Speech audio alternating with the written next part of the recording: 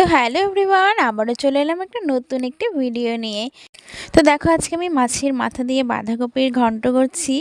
এদিকে আমার বাঁধাকপির ঘন্ট কিন্তু হয়েও গেছে তার আগেই। আর এদিকে বানাবো আজকে ফুলকপি আলু দিয়ে রুই মাছের ঝোল।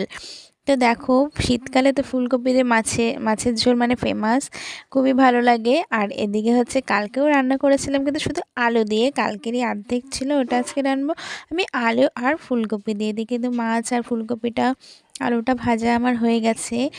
আর কারা কোথা থেকে আমার ভিডিওটা দেখছো অবশ্যই আমাকে কমেন্টে কিন্তু জানিও। আর আমার নিত্য নতুন ভিডিওগুলো দেখতে তোমাদের কেমন লাগে সেটাও জানাতে ভুলো না। তো দেখো, এদিকে আমার কিন্তু মশলা কষানো প্রায় কমপ্লিটের দিকেই।